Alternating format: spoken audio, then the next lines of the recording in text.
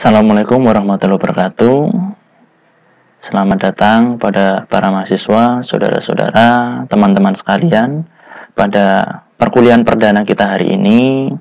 Alhamdulillah kita diberikan sehat untuk dapat menjalani perkuliahan kita pada hari ini. Perkenalkan, nama saya Estu Unggul Derajat. Saya dosen yang akan memandu atau mendampingi saudara-saudara dalam melaksanakan kegiatan belajar ini dalam satu semester. Oleh karena itu, saya harapkan kepada saudara-saudara sekalian, teman-teman sekalian, dapat menjalani perkuliahan ini secara serius, tapi tetap santai, dilaksanakan senyaman mungkin, dengan aktif, dan juga senantiasa ikut dalam berdiskusi. Karena di sini kita ketahui bahwa teman-teman sudah menjadi mahasiswa, sudah bukan siswa lagi, di mana terjadi perbedaan konsep belajar, yang dimana ketika saudara-saudara masih SMA itu masih teacher learning center, jadi pembelajaran masih difokuskan pada guru untuk memberikan materi, sedangkan ketika teman-teman di sini sudah menjadi mahasiswa, pembelajaran terpusat menjadi di mahasiswa atau student learning center. Jadi harapannya teman-teman di sini dapat aktif dalam melakukan pembelajaran, mencari informasi, menggali, dan juga menyampaikan. Untuk kontrak belajar kita mungkin nanti akan saya sampaikan di berikutnya.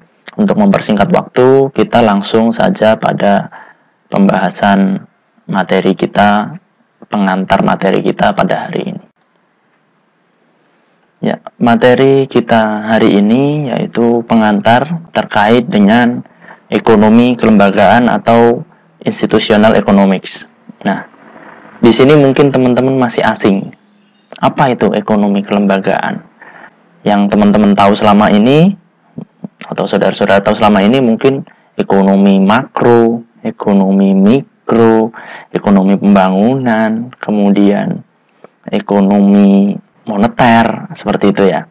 Ya memang ini sebenarnya bukan ilmu baru, namun di Indonesia masih sangat jarang yang mengkaji terhadap ilmu ekonomi kelembagaan. Banyaknya ekonomi kelembagaan ini dibahas pada negara-negara seperti Jerman, wilayah-wilayah Eropa, ataupun di Amerika sendiri juga sering dibahas. Apa itu ekonomi kelembagaan? Mungkin di sini teman-teman ada yang tahu ekonomi kelembagaan? Ekonomi kelembagaan itu ialah ilmu yang mencoba mempelajari ekonomi secara holistik atau melalui sudut pandang yang luas, tidak hanya mengenai perspektif ekonomi. Ekonomi kelembagaan, jika secara definisinya, ialah paradigma baru dalam ilmu ekonomi yang melihat kelembagaan atau rule of the game berperan sentral dalam membentuk perekonomian yang efisien. Nah, apa maksudnya di sini? Teman-teman pasti bertanya, apa perbedaan antara kelembagaan dan lembaga? Ada yang tahu, teman-teman di sini? Ya, perbedaan antara lembaga dan kelembagaan adalah jika lembaga itu adalah organisasi atau sekumpulan orang yang memiliki tujuan yang sama untuk mencapai tujuan tersebut. Sedangkan jika kelembagaan ialah seperangkat aturan yang berada dalam lembaga itu sendiri. Nah, di sini sudah tahu ya teman-teman perbedaannya antara lembaga dan kelembagaan, supaya teman-teman tidak bingung di berikutnya. Karena ketika teman-teman tidak paham di depan sini, maka efek ke belakangnya teman-teman akan sulit untuk memahami materi. Nah, di sini mengapa dianggap memiliki peran yang cukup baik dan juga peran yang bisa membuat ekonomi itu menjadi efisien? Dikarenakan ekonomi kelembagaan itu mencoba melihat dari berbagai perspektif. Berbagai perspektif itu maksudnya seperti apa? Jadi berbagai perspektif itu bisa melihat dari sisi sosial, ekonomi, politik, budaya, dan sebagainya. Jadi bahwa ekonomi itu tidak melulu dipandang tentang bagaimana tingkat suku bunga, inflasi, dan sebagainya. Karena memang ekonomi kelembagaan ini adalah ilmu yang multidisiplin. Jadi bagaimana menyelesaikan problem ekonomi itu tidak hanya dari perspektif ilmu ekonomi, tapi juga dari perspektif yang lain. Nah, di sini ada institusional lama dan juga new institutional economic. Nah, apa ini kira-kira? Teman-teman ada yang tahu nggak? Kenapa kok ada yang baru? Kenapa kok ada yang lama? Kayak gitu ya. Nah, kita lanjutkan materinya. Itu lahir dari kritikan seorang ahli ekonom yang bernama Thorstein Veblen. Nah, dia di sini itu mengkritik tentang pendapat-pendapat dari ekonom aliran klasik neoklasik. Veblen di sini menganggap pendapat-pendapat teori-teori mereka itu cukup lemah dengan asumsi-asumsi yang mereka buat. Contohnya seperti ada di slide. 1. Motif ekonomi melatar belakangi setiap kegiatan. Setiap aktivitas manusia didasarkan atas perhitungan rasional untung dan rugi. Menurut Veblen, tidak seperti itu pada fakta yang berada di lapangan, bahwa orang berkegiatan itu tidak melulu tentang motif ekonomi, tidak melulu tentang rasional untung rugi. Nah, contohnya apa? Ada yang bisa menjelaskan? Nah, contohnya misal seperti ini. Ketika seseorang membeli, katakanlah, jam bermerek, harganya mahal, akan tetapi justru harganya semakin mahal. Kenapa? Permintaannya juga semakin naik. Contohnya artis-artis sekarang gitu, mobil mewah, harganya semakin tinggi, tapi kenapa juga peminatnya juga semakin tinggi? Nah, disitulah Veblen memandang bahwa tidak melulu tentang motif ekonomi. Jika motif ekonomi, ya kan, hukum permintaan penawaran apa? Ketika harga naik, permintaan turun. Tapi faktanya tidak. Nah, disinilah terdapat peran hal-hal di luar ekonomi. Misalnya, prestis, gengsi, strata sosial, faktor perasaan, dan sebagainya. Nah, seperti itulah faktor-faktor yang melatar belakangi orang berkegiatan. Jadi tidak bisa kita pukul rata semua itu pasti kegiatannya karena faktor ekonomi. Dan di situ juga orang tidak memikirkan untung dan rugi.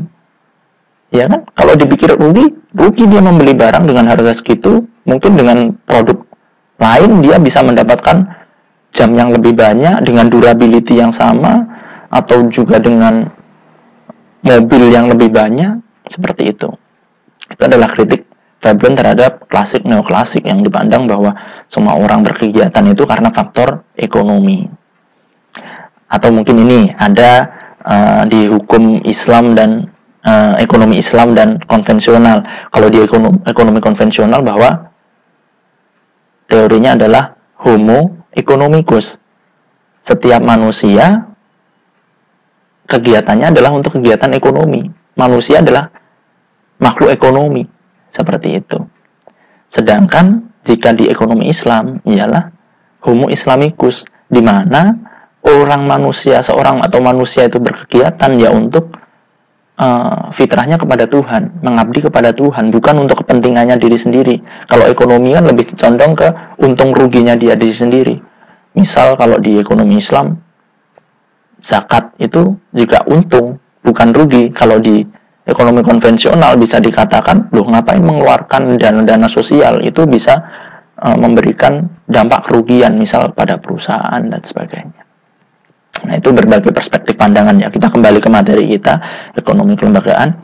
Nah, kemudian ada mendahulukan kepentingan diri sendiri, self-interest. Kemudian persaingan akan meningkatkan efisiensi. Pada faktanya, persaingan itu tidak melulu meningkatkan efisiensi. Ya, benar. Secara angka itu akan meningkatkan efisiensi. Tapi secara nilai sosial itu belum tentu. Misal, kita kebutuhan bawangnya kurang dalam negara, kita masukkan impor. Nah, impor yang tanpa regulasi, yang persaingan yang kita lepaskan, itu akan justru membuat Misal petani bawang kita lemah gitu, akhirnya justru akan mendegradasi ekonomi nasional. Kita tidak mampu memenuhi kebutuhan kita sendiri. Oleh karena itu perlu diregulasi. Oke, impor tapi perlu diregulasi. Nah, disitulah peran dari ekonomi kelembagaan. Kemudian ada private property right, merupakan sebuah keharusan. Karena di sini bahwa hak kepemilikan itu mungkin dipandang tidak perlu terkadang. Pada faktanya hak kepemilikan itu sangat perlu untuk meningkatkan perekonomian nasional, untuk menghindari biaya-biaya yang tidak terduga. Misal ada konflik tanah. Nah, itu konflik tanah itu kan juga akan menimbulkan biaya dari konflik itu sendiri. Dari perebutan hak cipta misalnya kan, sering ya terjadi di Indonesia. Contohnya musik ya kan. Efeknya ketika banyak CD dibajak, lagu-lagu, efeknya adalah banyak orang yang malas untuk membuat lagu, membuat karya seni dan sebagainya. Nah, kemudian yang kelima, teori ekonomi klasik mengabaikan faktor-faktor sejarah, sosial, dan kelembagaan dalam membangun struktur ekonomi. Nah, sedangkan pada faktanya sejarah, sosial, kelembagaan itu sangat berpengaruh dalam membangun struktur ekonomi. Contohnya, di Jerman itu ketika seseorang memiliki lahan pertanian, itu tidak bisa langsung, misal anaknya 4, tidak bisa langsung diwariskan kepada 4 anaknya, karena itu adalah lahan produktif. Sehingga ketika ingin diwariskan, itu bisa berupa profit, pembagian untung, tapi lahan itu tetap sebagai lahan pertanian, tidak dialihfungsikan. Atau jika ingin dialihfungsikan, dia harus mengurus kepada pemerintah, kemudian akan diperhitungkan untuk digantikan tanah yang lain, atau kemudian dibeli oleh pemerintah, sehingga lahan pertanian itu tetap menjadi lahan pertanian yang produktif, sehingga profitnya itu tetap tinggi. Karena ketika dibagi anak 4, misal dibagi sepetak-sepetak, sedangkan itu 1 km persegi, maka untung dari pengurangan tanah itu juga akan berpengaruh terhadap untung dari produksi pertanian itu sendiri. Oleh karena itu orang akan malas menjadi petani, akan malas memproduksi sektor pertanian dan sebagainya. Contohnya seperti di Indonesia, tidak ada regulasi seperti itu. Jadi tanah pertanian diwariskan, berubah menjadi properti, berubah menjadi perumahan. Ya akhirnya lahan pertanian berkurang, produksi pertanian juga berkurang. Kita negara agraria tapi produksi pertanian kita sangat lemah. Seperti itu. Oke, nah ini seperti yang saya jelaskan tadi, sudah saya jelaskan pandangan Veblen terhadap kritik-kritiknya tadi. 1. Manusia bukan hanya makhluk rasional, tapi juga makhluk emosional yang memiliki perasaan, selera, nilai, dan kecenderungan insting yang terikat dengan budaya. Nah, seperti yang saya jelaskan tadi, bahwa orang melakukan tindakan itu tidak melulu tentang faktor ekonomi. Mereka itu juga punya insting, mereka punya perasaan, selera. Contoh konkretnya seperti ini, contoh mudahnya. Ketika teman-teman ingin membeli, misal membeli gedok gitu ya, gedok. Ingin membeli gedok. Si A ini yang saudara kenal, teman saudara, si B ini yang saudara tidak kenal. Nah, gedoknya sama, spesifikasinya sama, warnanya sama, rasanya sama, tapi teman saudara memberi harga yang sedikit lebih mahal dari penjual yang saudara tidak kenal, si B. Kira-kira saudara akan memilih yang mana?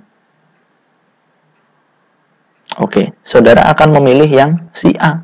Karena apa? Ada kedekatan emosional. Misal jarak, cuma jarak 2 rupiah aja. Udah aku milih yang temanku aja. Padahal barangnya sama, tapi lebih murah yang tidak saudara kenal. Pasti saudara akan memilih yang kenal, karena ada kedekatan perasaan, ada kedekatan afeksi. Nah, disitulah bahwa teori ekonomi tidak melulu kita mencari harga yang murah. Pada faktanya kedekatan sosial itu juga akan mempengaruhi pilihan kita terhadap apa yang kita inginkan.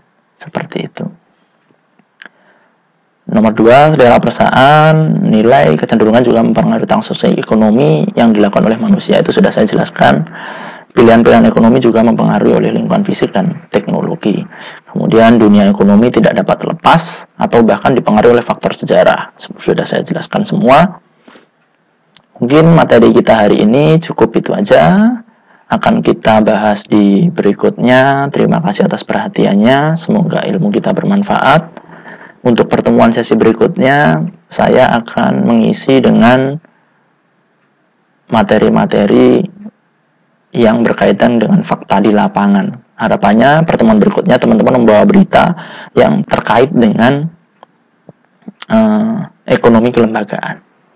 Oke, sekian, terima kasih. Wassalamualaikum warahmatullahi wabarakatuh.